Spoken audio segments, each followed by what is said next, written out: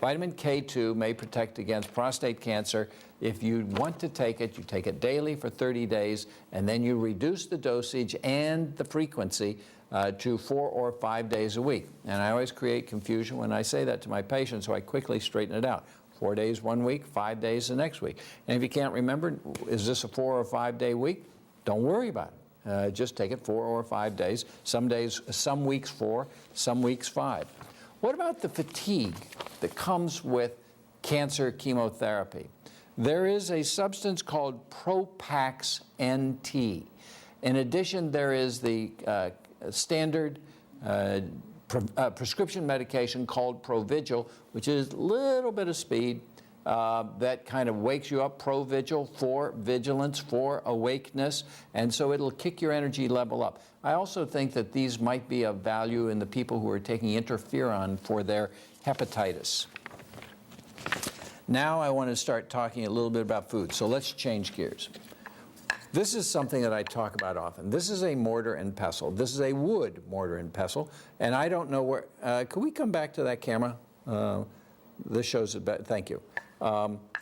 This is a wood mortar and pestle, and you put in your miso in here, and then you can pour some hot water in here, and you can stir this up like this. It's hard to get miso to dissolve.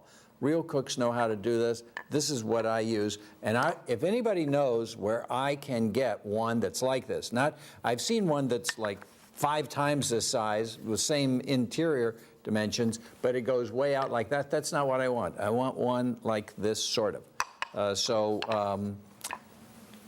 That's called a mortar and pestle. It's made out of wood. I've had that for years and years and just love it. And I want one that size, not bigger, not smaller. If you do know where I can find one, please contact me at 549-3444. Now, this is something that I tried just the other day. This is a blender bottle. Let's first of all demonstrate that.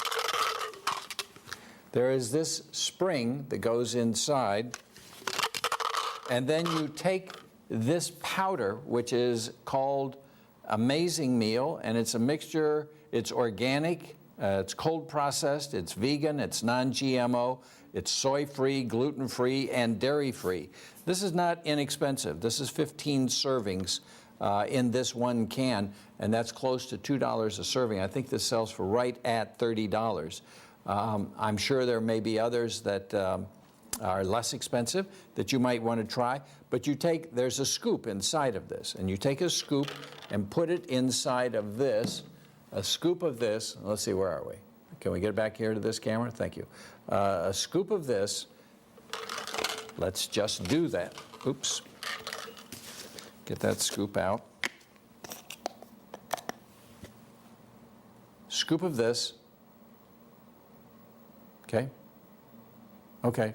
Scoop of this. Here's the powder. And you put that scooper, scoop in here, and then you pour rice milk in here, about 8 ounces. Then you screw this on and shake that up. And that spring makes it go into solution. And I did that yesterday for the first time, and that takes the place of a meal. Don't get the idea this is real low calorie. This is a few hundred calories.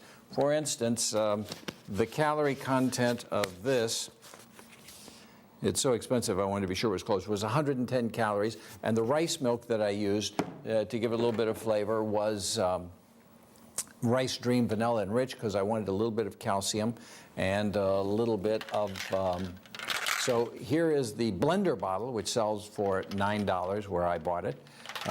Says on it right there, blender bottle. And then you can pour out through that lid, and all of this fits very nicely. I don't know if that contains bisphenol A or not. Here is a product that's worth mentioning, however, for several reasons. People cook their vegetables, and they say, vegetables have no flavor. Well, fine. Get a natural vegetable cooking stock. This has nice ingredients: onions, celery, carrots, mushroom, red pepper, tomato paste, sea salt. Well, how much sea salt does it have, and how much sea salt should you have? It has 14% in one serving, and there are about 4 servings in this. Now, that means that if you had 1/4 of this box, that would be more than you should have. You're supposed to have 12%. 13, 14% maybe, but I wouldn't want you using like a half box of this to be consumed in one day, because that's 28%. Less than 14% sodium in the serving that you eat. If you have questions about that, give me a call.